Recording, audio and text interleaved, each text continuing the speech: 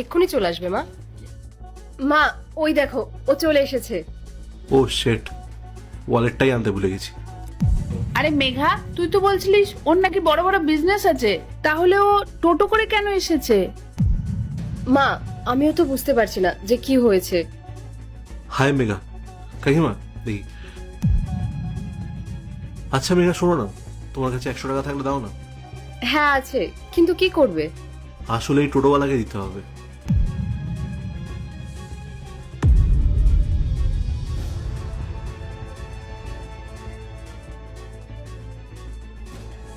এক মিনিট। মেঘা, তুই এটা কি করছিস? ওর কাছে কি সামান্য 100 টাকা নেই যে ও টোটোওয়ালাকে দেবে? মা তুমি একটু ওয়েট করো, আমি দেখছি ওর সাথে কথা বলে। এই না দাদা, ঠিক আছে।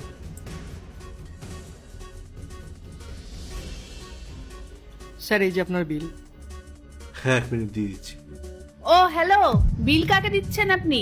যার কাছে সামান্য 100 টাকা নেই টোটো ভাড়া দেওয়ার, সে নাকি বিল পেমেন্ট করবে। এক কাজ করুন, দিন বিলটা আমাকে দিন, আমি পেমেন্ট করছি। আরে কি দেখছেন আপনি?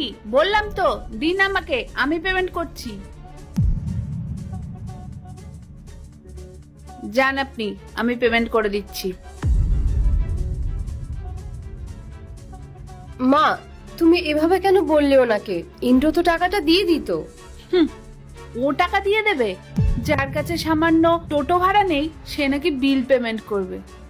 আসলে কাকিমা, এই তুমি একদম চুপ থাকো তো, তোমার সাথে আমি কোনো কথা বলতে চাই না। মেঘা জোর করছিল বলেই আমি এসেছি, না হলে আমি তোমার সাথে কথা বলতাম না। আমার স্ট্যান্ডার্ড এতটাও লো না। আর মেঘা, তুই কি দেখে ওকে ভালোবেসেছিস? আমরা কত ভালো ভালো সম্বন্ধ এনেছিলাম তোর জন্য, আর তুই জেদ ধরেই রেখেছিস যে তুই ওর সাথে বিয়ে করবি। আরে কি আছে ওর মধ্যে? মা তুমি এভাবে ওকে অপমান করতে পারো না, আমি ওকে ভালোবাসি। দেখ মেঘা, ভালোবাসা দিয়ে না জীবন চলে না। জীবন চালাতে গেলে অনেক টাকার প্রয়োজন হয়। তোর কপাল খুব ভালো যে তোর বাবা এখনো জানতে পারেনি। যদি জানতে পারে না, তাহলে কি যে করবে তোর সাথে। কত ভালো ভালো ঘরে সম্বন্ধ আসছিল তোর জন্য, কেউ ডাক্তার, কেউ ইঞ্জিনিয়ার, কেউ উকিল, আর তাদেরকে ছেড়ে দিয়ে তুই ওর পিছনে পড়ে আছিস। মা তুমি ভুল ভাবছো, প্লিজ একবার ওর কথাটা তো শোনো। কোনো ব্যাপার না মেঘা, আমি কথা বলছি কাকিমার সাথে। এই শোনো, আমি তোমার সাথে কোনো কথা বলতে চাই না, আর তোমার কোনো কথাও শুনতে চাই না। আমি শুধু এটাই বলছি, তুমি ওর জীবন থেকে দূরে সরে যাও। আর তুমি জানো ওর মাসের এক্সপেন্স কত? প্রত্যেক মাসে তো 40-50 হাজার টাকা মেকআপের পিছনেই খরচা হয়ে যায়। আর তারপর তো আরো কত খরচা আছে। আর তোমার কাছে তো সামান্য টোটো ভাড়া নেই, আর তুমি কিনা চলে এসেছো আমার মেয়েকে বিয়ে করতে। দেখো, তোমাকে আবারও বলছি, তুমি ওর লাইফ থেকে চলে যাও। তোমার সাথে যদি ওর বিয়ে হয় না, তাহলে ওর খরচা চালাতে চালাতে তুমি একদম ভিখারি হয়ে যাবে। কিচ্ছু থাকবে না তোমার কাছে। তার থেকে ভালো তুমি এসব ছাড়ো আর নিজের জীবনে কিছু করার চেষ্টা করো। স্যার এই যে আপনার গাড়ির চাবি, আর এই যে আপনার গিফট বক্স। আচ্ছা ঠিক আছে, আর আমার ওয়ালেট? স্যার গাড়িতেই আছে। ঠিক আছে, তুমি যাও। আচ্ছা। কি হচ্ছে এসব? এই গাড়ির চাবি, গয়নার বাক্স, এসব কি? কাকিমা আপনাকে আমি সব বলছি। মেঘা, এটা তোমার জন্য।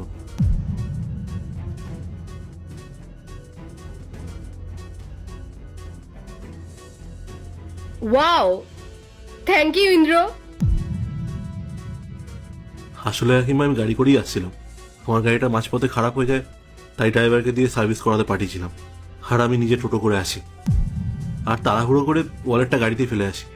আর আপনাকে মেঘা যা বলেছে সব সত্যি। আমার অনেকগুলো বিজনেস আছে, আর আমি ভালো ইনকামও করি। আমি ওয়ালেটটা গাড়িতে ফেলে এসেছিলাম বলে মেঘার থেকে টাকাটা নিলাম। কাকিমা আপনাকে অনেকক্ষণ ধরে সব কথা বলার চেষ্টা করছিলাম, কিন্তু আপনি কিছু শুনতেই চাইছিলেন না। আসলে বাবা, আমি কিছু বুঝতে পারিনি। আর মেঘা, তুই আগে কেন বলিসনি আমাকে এইসব?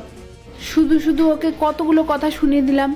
মা আমি অনেকক্ষণ ধরেই তো তোমাকে বলার চেষ্টা করছিলাম যে ওর কথাগুলো একটু শোনো। আমি তো ওকে চিনি যে ও কি করে, কিন্তু তুমি তো আমার কোনো কথাই শুনছিলে না। সরি মেঘা, আমি বুঝতে পারিনি। আসলে আমি ভাবছিলাম ও হয়তো কোনো কাজবাজ করে না। মেঘা, আমি ভুলছিলাম। তুই একদম সঠিক জীবন সঙ্গী বেছে নিয়েছিস তোর জন্য। কাকিমা আমি মানছি, ও আপনার মেয়ে হয়, তাই চিন্তা করাটা স্বাভাবিক। ও সঠিক জীবনসঙ্গী বেঁচেছে কিনা সেটাও দেখার আপনার দায়িত্ব। কিন্তু হাকিম, আপনাকে অনেকক্ষণ ধরে আমি বোঝার চেষ্টা করছিলাম, কিন্তু আপনি কিছু শুনতেই চাইছিলেন না। আর এটাও তো ঠিক না যে আমার কাছে টাকা থাকলে তখনই আপনি আমার সাথে কথা বলবেন। আপনার তো এটাও তো দেখা উচিত যে ছেলেটা কেমন, তার নেচার কেমন, সে আপনার মেয়েকে ঠিক রাখতে পারবে কিনা।